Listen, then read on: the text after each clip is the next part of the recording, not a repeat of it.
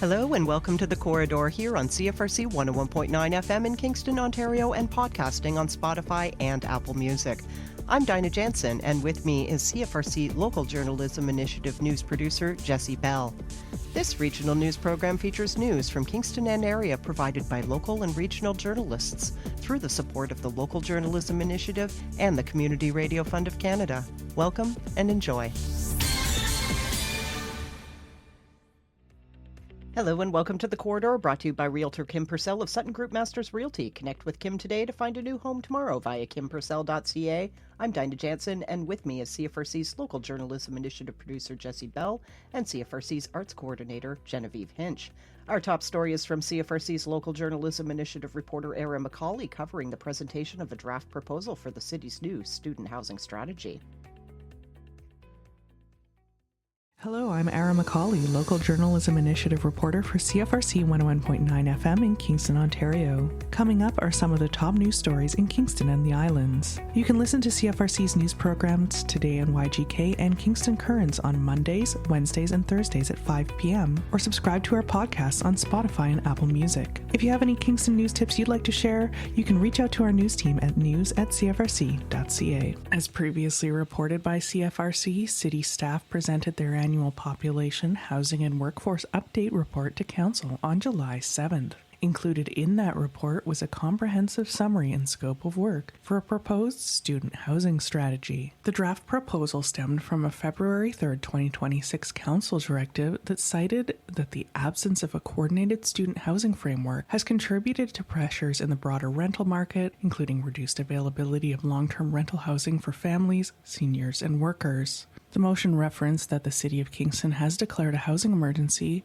and outlined its objectives under its new official plan, which was deferred to June 2027, to guide long-term growth, land use, and housing supply in a coordinated and sustainable manner. The City of Kingston is home to Queen's University, St. Lawrence College, and the Royal Military College, and graduates of these institutions have the potential to contribute valuable skills to the city's labor market. The report argues that without stable and affordable housing options during and after their studies, however, students and recent graduates are more likely to leave the city, hindering the city's capacity to capitalize on the economic return on investment that comes with local employment of graduates, including income growth and long-term population stability. The report argues that student housing is therefore a key factor in the city's ability to retain talent and sustain its workforce. Roughly 34,000 students were enrolled in post-secondary studies in Kingston in 2021, with approximately 96% attending Queen's University and St. Lawrence College. While Stats Canada reported the city's population at that time as 132,485, a study prepared by Watson & Associates Economists Limited in 2023 estimated that 51%, or a full 17,500 of the full-time enrolled students, were not captured in the census, downplaying their presence in the city and downplaying the need for housing. Full-time post-secondary student enrollment is forecast to increase to 48,300 by 2051, an increase of 14,300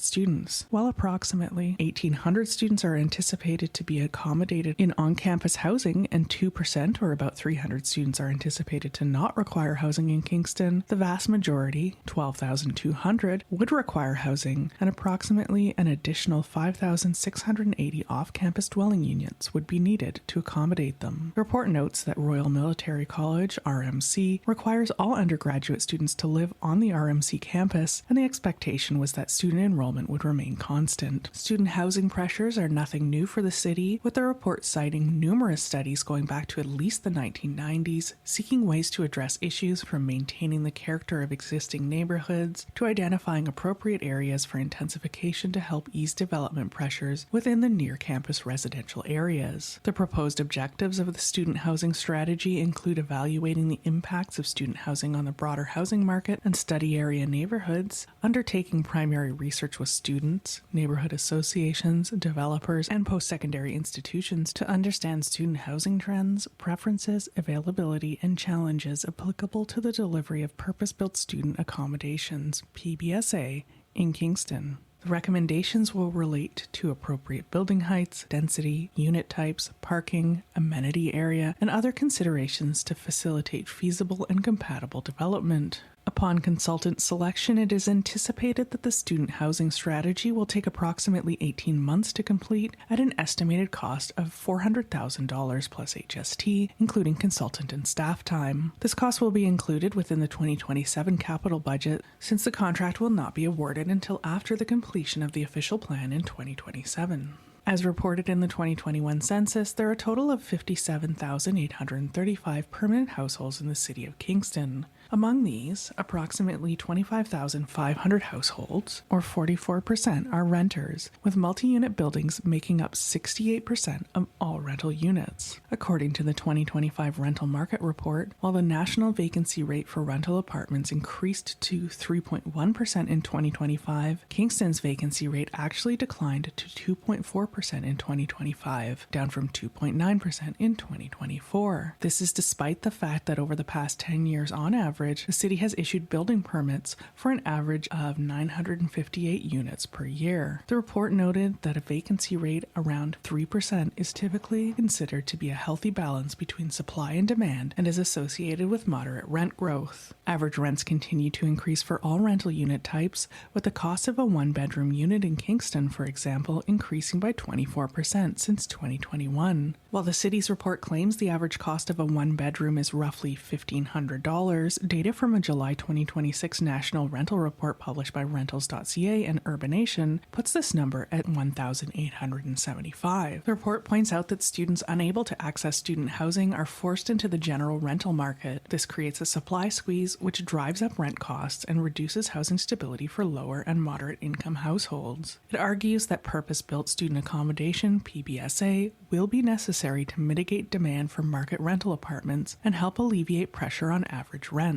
The City of Kingston has issued a request for proposals from qualified consultants to undertake the student housing strategy following the adoption of the new official plan to establish a policy framework to support the planning and development of PBSA in a manner that advances housing affordability, neighborhood compatibility, infrastructure planning, and long-term growth management. The districts of Portsmouth, Williamsville, Sydenham, and the south portion of Kingstown, south of Stephen and River Streets, have been identified as the most likely areas for development of these accommodations, with the Student Housing Strategy Study Area defined as Portsmouth, near campus, downtown Kingston, Williamsville Corridor, Kingston Centre, and Corridor. Nicholas Graham, board member of the Sydenham District Association, appeared before council to speak to residents' concerns in that area and express concern over the delayed timeline for the strategy.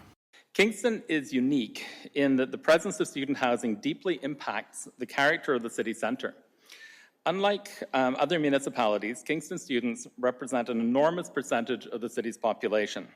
According to the report, students account for approximately 25% of the city's inhabitants and a much larger percentage of the city centre.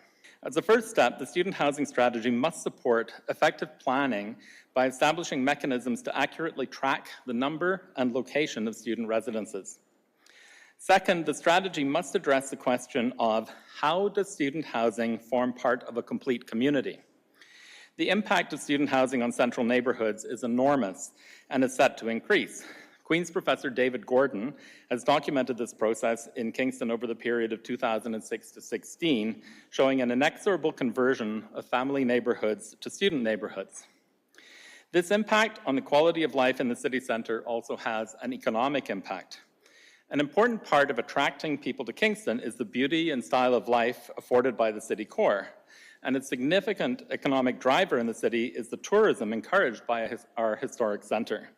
Neither of these is enhanced by the continuing conversion of family houses into high-cost and poorly maintained student properties. The strategy is due to be completed by mid-2029, 3 years from now. Work on developing the strategy will start only in Q1 2028, following a 6-month RFP and selection process. Therefore, it will be a full 3 years before we can expect to start implementing a student housing strategy, and likely years beyond that before these changes actually impact our city. During this time, neighbourhoods will continue to be eroded, property standards will continue to drop, students will continue to have concerns around safety and affordability, and data will continue not to be collected around where students live and in what numbers. We therefore argue that 3 years is too long for this process, and we cannot afford to wait 1.5 years before starting. We should speed progress through the use of existing materials and by performing tasks now that do not depend on the approval of the new official plan. We're excited that the city has committed to development of a student housing strategy, and we greatly appreciate the efforts of city staff in producing an information report around current process and plans. And we're eager to work with the City Planning Department and with the Post-Secondary Working Group to focus the vision of the report and look forward to discussion on how to speed up the strategy's development. As mentioned, the student housing strategy will engage with post-secondary institutions, Queen's University, St. Lawrence College, and Royal Military College, with neighborhood associations, and with the private sector, including developers and not-for-profits. It will also consult with its post-secondary working group and other relevant city departments, which may include housing and social services, licensing and enforcement, transportation and transit, Utilities Kingston, and others, to gather background information to ensure that recommendations are contextually appropriate. The final student housing strategy will be presented to the Planning Committee before proceeding to Council for final approval. Thank you, Era. Coming up next, we have Dinah Jansen reading a story from the LGI reporter for The Kingstonist, Michelle Dory-Forrestel, that provides an update on Napanee new Village Green long-term care home.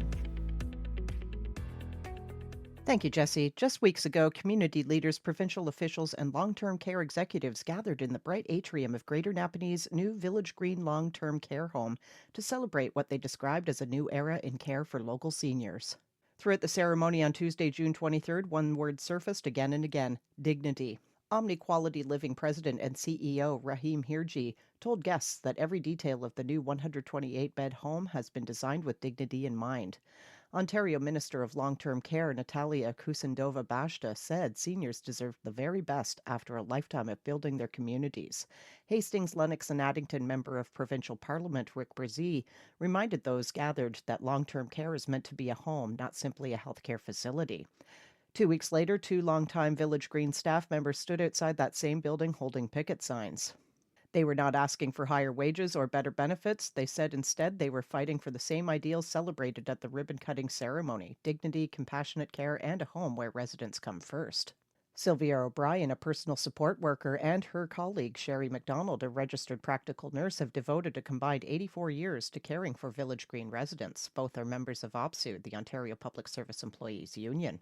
Both women said they never expected to find themselves organizing the first public information picket of their careers, but they had reached a point where they felt remaining silent was no longer an option. O'Brien said the move to the new home was always expected to come with growing pains, but she believes Village Green opened before staff were adequately prepared. Orientation varied widely. Longtime staff were expected to hit the ground running, with some employees receiving only a few hours of training on the new building and others none at all, according to those picketing. O'Brien also questioned whether some newly hired PSWs had been sufficiently prepared for the demands of long-term care. Those concerns stand alongside the province's own stated priorities. Long-term care minister Kusindova-Bashta, a registered nurse who worked on the front lines of Ontario's healthcare system before entering politics, told attendees at the grand opening that government policy is intended to ensure caregivers have manageable workloads. She also emphasized the importance of ensuring long-term care homes are adequately staffed and employees properly trained. After the COVID-19 pandemic exposed severe staffing shortages in long-term care, Ontario launched a series of accelerated PSW recruitment and training programs as part of its long-term care staffing plan. These included a tuition-free accelerated PSW training program that compressed training from the traditional 8 months to about 6 months, along with paid clinical placements and later learn and earn and other accelerated pathways intended to increase the supply of PSWs.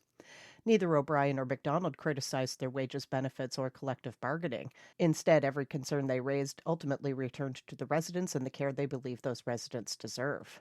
They described the kitchen running out of food during meal service, residents' closets sitting empty while laundry service backed up, exhausted staff struggling to keep pace with the demands of a home that nearly doubled in size after relocating from Selby to Napanee, and a workplace where the women said they increasingly fear they can no longer provide the level of care residents deserve. Laundry has also become a source of frustration. Caregivers said they have resorted to searching through lost and found bins for wearable clothing, bringing in clothes from their own homes, and borrowing garments from some residents to clothe others. Family members frequently approach staff to say their mother or father's closet is empty, they said. Both women emphasized that their concerns are not about occasional operational problems, but what they believe has become a pattern affecting residents' quality of life. O'Brien and McDonald said they repeatedly raised these concerns with management, but were often simply assured that improvements would be made. They also said complaints submitted through the Ministry of Long-Term Care's inspection process could take weeks to be acknowledged, leaving frontline caregivers feeling their concerns are not being addressed quickly enough. She recalled one resident whose situation has stayed with her. A female resident, she said, had gone weeks without a bath. McDonald and another staff member, who was also the resident's niece, remained after the end of their shift to bathe the woman themselves because she hadn't had a bath in so long. Ultimately, situations like this convinced the two OPSU members that remaining silent was no longer an option. After decades of caring for Village Green residents, they said they spoke publicly because, in their view, residents deserve a home that lives up to the ideals that were celebrated when its doors officially opened. Thank you to Dinah Jansen and Michelle Dory-Forrestel for that story. Coming up next, we have a story from the LGI reporter for CJAI Amherst Island Radio, Ted Evans, about the impending closure of the Amherst View Leisure and Activity Center. Loyalist Township has announced that the Leisure and Activity Center in Amherst View will officially close as a recreation facility on July 31st. Front desk services at the center are no longer available. For program registration, payments, and proof of residency assistance, the Township is asking residents to visit the W.J. Henderson Community Center. The Leisure and Activity Center will be renovated to support future daycare services in partnership with BGC Southeast. Recreation programming will continue across the Township with programs transitioning to alternate locations. Residents originally came to council with a petition against the closure of the center. Staff looked at feedback from residents and completed a review on the space. Staff's review confirmed recreation service levels can be maintained through a combination of municipal space and third-party facility use. Based on program testing conducted in May and June, staff found that the W.J. Henderson Community Center is only suitable for low-volume fitness programming, but due to a number of factors including room layout, ceiling height, acoustics, privacy, and overall functionality considerations, high-volume fitness classes are better suited to third-party spaces. Staff noted that deferring the closure beyond August 1, 2026 would impact ongoing discussions related to childcare in the township and space negotiations with BGC Southeast. During council's latest discussion on the matter, residents came forward to voice concerns, including programming, scheduling, cost, and location. This is our community center. I think it is great that the Boys and Girls Club have a chance of obtaining a grant to open a daycare. And knowing this, it gives me no pleasure to say that I believe their benefits should not be our losses. It took years to develop LAC. I acknowledge the work to come up with a plan in a short period of time, but this plan is in no way ready to implement in such short notice. Manager of Parks and Recreation with the Township, Matthew Sobalski, speaks about maintaining service levels. In this report, we have addressed that service levels that are expected are maintained. Councillor Paul Broderick spoke about residents' concerns. I guess I've been troubled since the start because the word closure, I prefer the word relocation, but that's just my English teaching background. In the surveys that were presented to council, there was 152 submissions on this. Number one was program availability at 86%, and 93% of the 152 respondents wanted adequate programming. Broderick went on to speak about the importance of daycare in Loyalist Township. If you walk around parts of the township, there are lots of people looking for daycare. I think some of the questions have been answered. The big question is, can you have getting it all under one roof? And right now, I don't see that as an option. I firmly believe in daycare, but I'm firm on the daycare. And if it costs me, if I should run again for election, so be it. I think it's the right decision, and it can only help our growing township, and I will stand by that. Councillor Jake Ennis noted the importance of childcare in the area. I'm sympathetic to the need for childcare. My youngest is in junior kindergarten, so I've been through the daycare process for 2 children recently. It's not easy. It's expensive. Where responsibility lies for making that happen across various organizations and levels of government. However, I also believe that a large portion of the community sees this closure as a cut to their recreation services, and I find it difficult to argue with them in principle. Councillor Carol Parks spoke about their decision-making process. From conversation with several residents in regards to the LAC closure, it really, as the deputy has mentioned, a change of venue or consideration for change of venue. In the original report that came out, it was moving everything under the WHC. So we did take that information back from the residents that was brought forward about the concerns about the location and changed course. And I think staff has provided some fairly substantial alternatives to the LAC to run the programming between the Rhythm Dance Center and also through the Presbyterian Church. For Amherst Island Radio and the Local Journalism Initiative, I'm Ted Evans. Thank you to Ted Evans for that story. Now over to Genevieve Hinch with a story by Keith Dempsey, LJI reporter for the Brockville Recorder and Times, about a new grant awarded to the Thousand Islands Boat Museum. Thank you, Dinah. The Thousand Islands Boat Museum is beginning to chart an even stronger course for the future after completing a 2-year initiative aimed at reconnecting young people with the region's rich maritime heritage. Local officials gathered Wednesday at the Gananoque Waterfront Museum to celebrate the successful completion of an $148,800 Resilient Communities Fund grant from the Ontario Trillium Foundation, an investment museum leaders say have helped transform educational programming while strengthening ties with local schools and youth organizations. Leeds, Greenville, Thousand Islands, and the Rideau Lakes MPP Steve Clark joined Gananoque Mayor John Beddoes, museum staff, and supporters to recognize the project, which focused on expanding learning opportunities and building long-term sustainability. Clark credited the museum's staff, volunteers, and board members for their continued efforts to preserve and share the boating histories of the Thousand Island region. Awarded in 2024, the grant enabled the museum to rebuild relationships with local schools while creating new educational programming designed to engage younger audiences. A key concept of the initiative was hiring of an educational engagement coordinator, who was entrusted with researching, developing, and implementing new approaches to program delivery. The project also included consultation with educators, students, schools, and youth organizations to better understand how the museum could adapt its programming to meet changing community needs.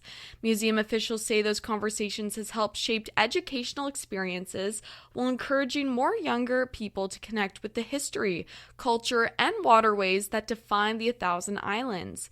The Thousand Islands Boat Museum and nonprofit organization located on Gananoque's waterfront is dedicated to preserving, sharing, and celebrating the boating heritage of the Thousand Islands and St. Lawrence River. The funding was first provided through the Ontario Trillium Foundation's Resilient Communities Fund, which supports organizations undertaking projects that strengthen operations and improve long-term sustainability. This year, provincial officials say the foundation invested nearly $107 million in 746 community projects across Ontario, supporting initiatives ranging from youth development and recreation to environmental sustainability and community spaces. And thank you to Genevieve Hinch and Keith Dempsey for that story. Now over to Jesse Bell with the Kingston Sports Report, brought to you by CFRC Power Plays. This is part 2 of your OUA football season preview, brought to you by CFRC Power Plays. Today we're looking at the 10th place team from 2025, the York Lions. And though York ultimately did end up finishing in 10th, they were mere inches away from a program-changing upset against the Guelph Griffins in the OUA's regular season finale. That win would have catapulted York back into the playoffs for the first time in 7 seasons. Now, the Lions shocked the Marauders in Week 1 before dropping a surprisingly close contest to the Ottawa GGs in Week 2. York would pick up their second and final win of 2025 against the Varsity Blues in an overtime thriller. Much like their Toronto brethren, it was a crushing loss to Queens that brought the Lions back down to earth, with 57-5 being their worst margin of defeat on the season. York would lose to Western, but their 28 points scored against the Mustang was a new high water mark for the program in the Greg Marshall era. York found themselves in a do-or-die Week 9 game against Guelph, and they would give the Griffins all they could handle before bowing out 34-27. Let's take a look at their 2025 statistics. They were 7th in the conference in points for with 210, averaging about 26.3 per game. They were 1st in the OUA in passing yards with 2,758, averaging about 344 passing yards per game. Very impressive. York finished 8th in rushing yards with 870, 5th in total yards with 3,495, putting up about 453 yards per game. Really strong offensive numbers for the Lions, especially compared to how anemic their offense was over the last 5 seasons or so. Unfortunately for the Lions, their defense, which I thought was their unquestioned strong point in 2024, was a major weakness in 2025 as they finished last in points allowed with 327, which is just a shade under 41 points per game. They were 10th in pass defense, allowing 365 yards per game, 11th in rush defense, allowing 190 yards per game, and 10th in overall total yards allowed per game. They really struggled on defense in 2025. Their point differential of minus 117 was 10th in the conference. Over the last 5 seasons, it hasn't really been pretty for York. 0-6 in 2021, 1-7 in 2022, but bear in mind their only win, which was actually a loss to McMaster, was a forfeit win due to McMaster's use of an ineligible player.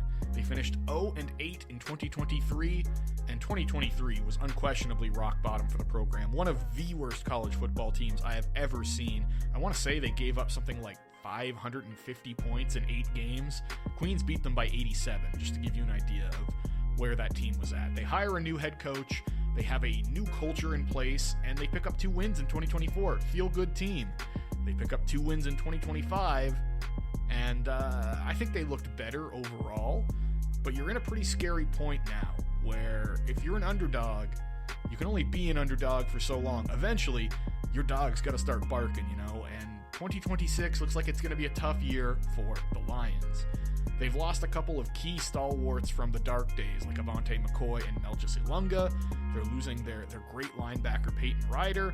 They're losing their quarterback, Sean Wall and Keegan Hall. They do use a very transfer-heavy recruiting approach, so it's likely that they're going to get some game-ready talent in, but they need to start solidifying a high school recruiting pipeline if they want long-term success. I love the new culture in place at York.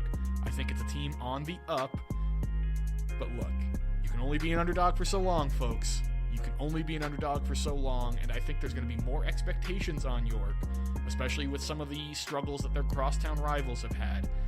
This needs to be a step up or step off kind of year for the program, in my opinion.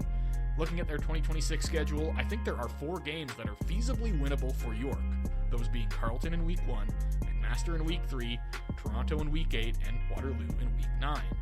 I think York will learn some hard lessons early in the season before rebounding to win against Toronto, and that is the only game I think I favor the Lions in, but it's worth noting that 3 wins feels like this team's ceiling, and I think 1 is its floor. I don't see them going 0-8, but I don't see them making the playoffs either. Ultimately, I've got York with a 1-7 record, good enough for 10th place in the OUA, just ahead of their crosstown rival, the Toronto Varsity Blues. And thank you to Jesse Bell for that update, and also thank you to our sponsor. Today's edition of The Corridor is brought to you by Kim Purcell of Sutton Group Masters Realty. Learn more about Kim and local listings for your new home via kimpurcell.ca. Coming up, we have the CFRC Environment Canada weather forecast for the Kingston region.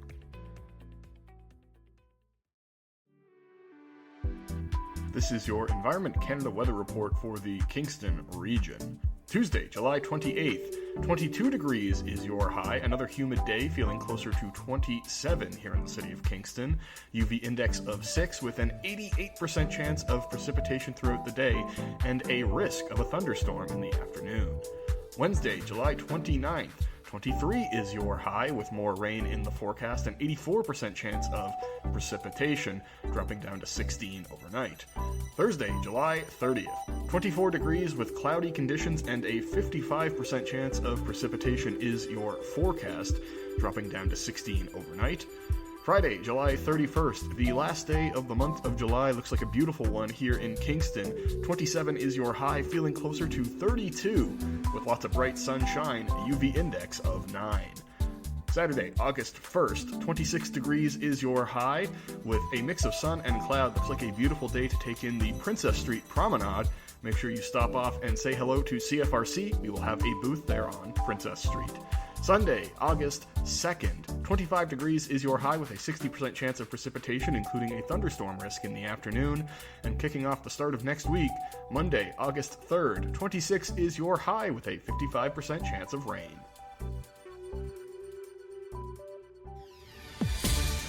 And that's a wrap for this week's edition of The Corridor, supported by the Local Journalism Initiative and the Community Radio Fund of Canada. Don't forget to visit CFRC.ca for the latest in local and regional news headlines, concert and events listings, and more. You can also follow CFRC on Facebook and Instagram at CFRC Music and on Twitter X at CFRC. You can support CFRC and its independent news programming by donating via CFRC.ca. We'll be back next week with more in local and regional news. Thank you for joining us.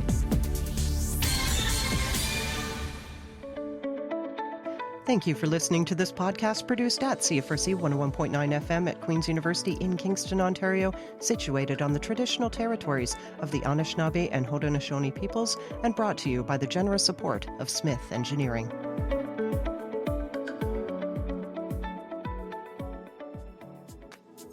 When it comes to Kingston real estate, local experience matters. Kim Purcell is an award-winning realtor born and raised in Kingston with over a decade of experience and 100 five-star reviews.